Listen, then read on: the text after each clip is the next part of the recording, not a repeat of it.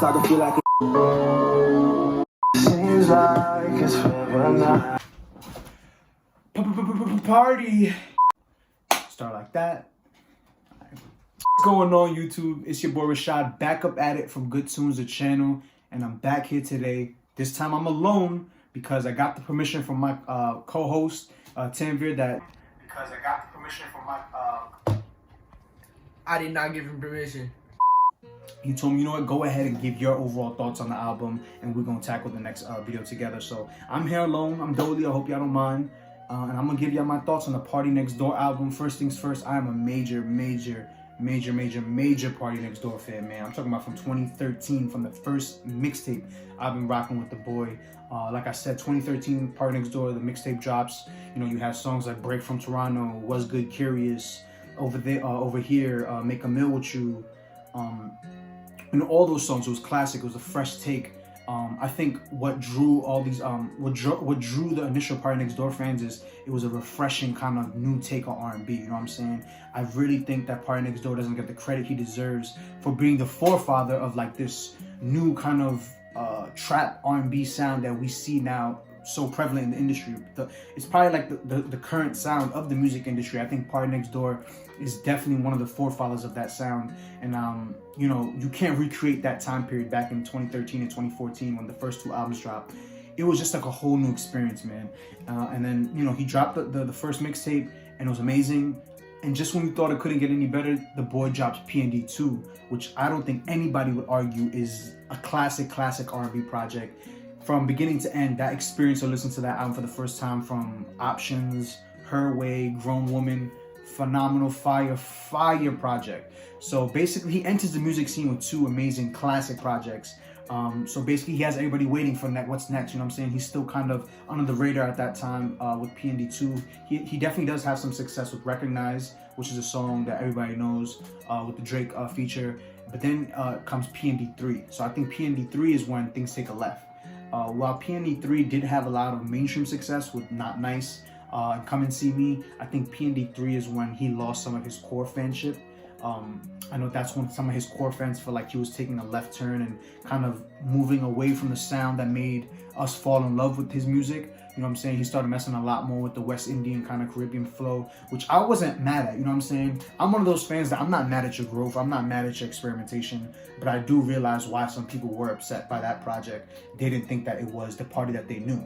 I thought it was phenomenal, and I want to say that I think P&D 3 has aged amazingly. There's a bunch of songs on that project that sound amazing now. If you go back and listen to them today, you know, like Don't Run, Joy, 1942. Like, if you go back, like, that album was actually really dope.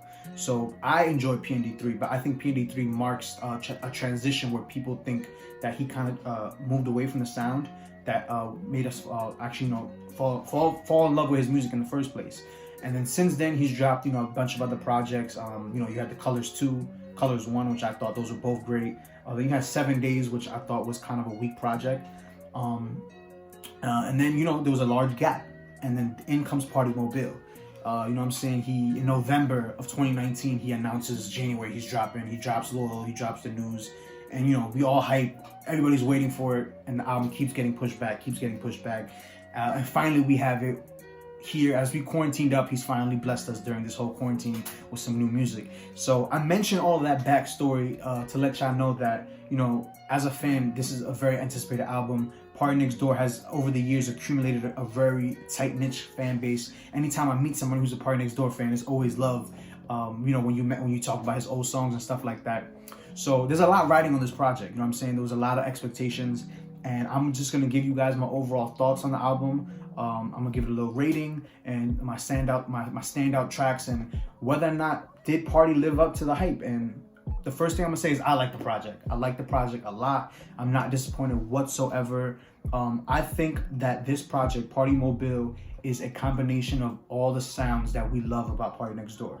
You know what I'm saying? If you're a Day One fan who likes the more dark, atmospheric, jazzful, soulful sound that he gave us on P&D 1 and 2, he has some elements of that. If you're a newer fan who fell in love with his West Caribbean sound and you like, you know, the island vibes that he gave you on P&D 3, he has a lot of that here. If you like it when Party Next Door gets on his, you know, pop kind of vibe and his upbeat kind of dance music, he has that here. I think he's he's effectively combined all elements of his music that, you know, everybody enjoys. You know what I'm saying? The music is atmospheric, it's ambiance. When I describe Partynextdoor's music, I use the word vibe a lot, even though the word vibe has been played out so much. Like, I use that shit so much. I think that word perfectly describes the feeling that he invokes in his music. You know what I'm saying? It's very atmospheric. It's an ambiance. It's just as soon as you press play on a Partynextdoor project, you're immersed in his world, and it's something that you can't really describe.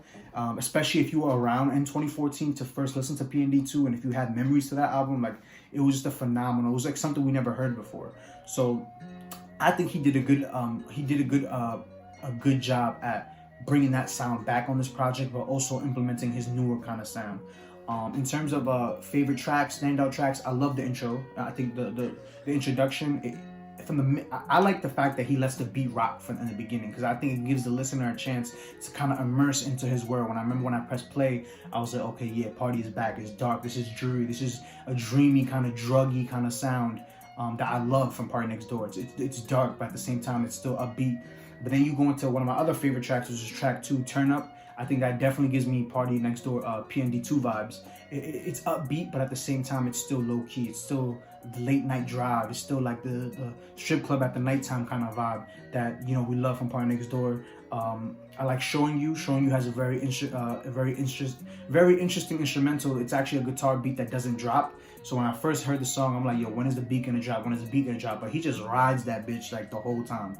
So Showing You is definitely another good song. Another Day is also another atmospheric kind of, you know, atmospheric kind of dreamy, druggy song. PGT is another great song. I think it's very catchy. Again, it gives me PND2 vibes with the chorus and the hook and just the feel of it. And then Never Again is also, the way I would describe Never Again, and a lot of these songs that I'm naming, is they're very spacious. You know what I'm saying? There's a lot of space for the track to breathe, and it kind of just lets you kind of just sink into the song. I know one of my boys that I was listening to the album with said that the intro made it feel like he was floating. And I think, you know, as stupid as that or dumb as that might sound, but that is Partynextdoor's music, man. You feel like you're just floating and you're just riding a wave on it. So definitely those tracks that I mentioned, Turn Up, Showing You, Another Day, PGT, Never Again, those are those atmospheric kind of spacey songs that, you know, make you feel like you're just riding the beat with him. You know what I'm saying? So those are my standout tracks. Some other tracks that I would want to mention is the tracks that have the more pop kind of sound, the more West Indian sound.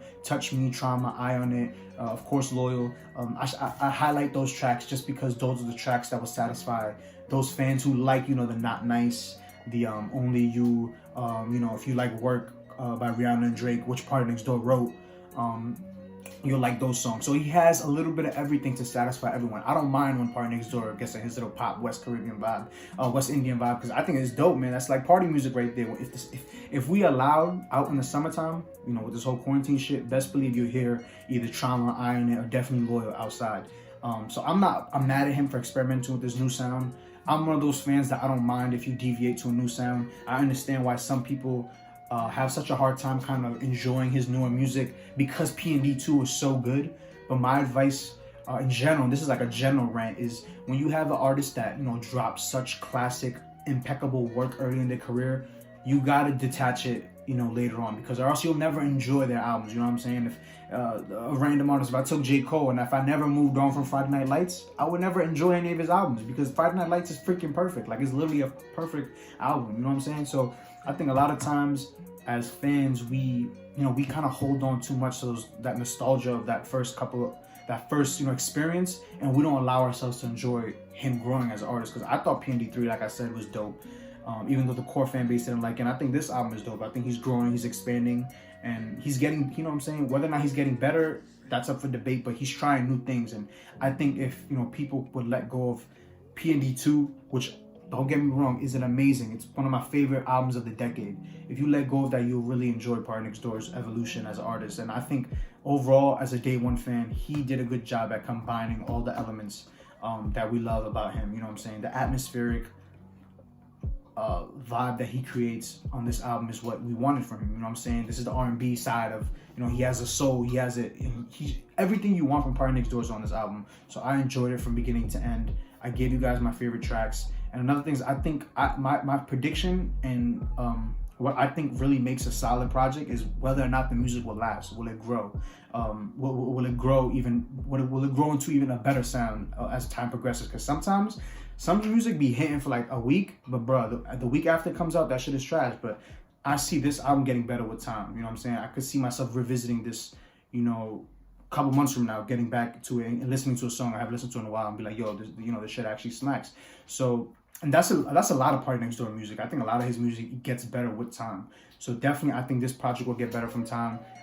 If you're a Partynextdoor fan, let me know what you think. If you haven't checked out the project, I would recommend it. If you want a rating, I'm gonna give it probably like a 8 out of 10. I really did enjoy this project, and I'm gonna keep listening to it. You know what I'm saying? Like I said, the album came out on Friday, and it's Monday now. All weekend I've been, you know, playing it in the background, or whatever I'm doing. I have this music. You know, I have Partymobile playing.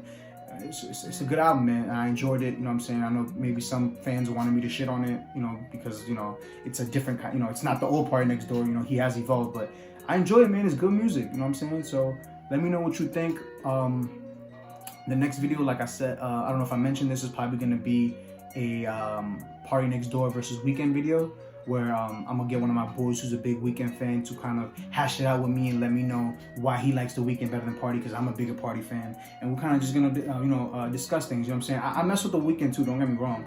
But I just like getting into that little debate and kind of dissecting the differences in their music and why I like Party better. So stay tuned for that video. I think that's gonna be a cool one. It's gonna be a dope discussion. But like always, man, you know, rate, subscribe, comment, share the video. Let me know what you think about the Partynextdoor album. Whether or not you thought it lived up to the hype. Until next time, I'm gonna holla at y'all. It's Good Tunes, the channel. I'm out.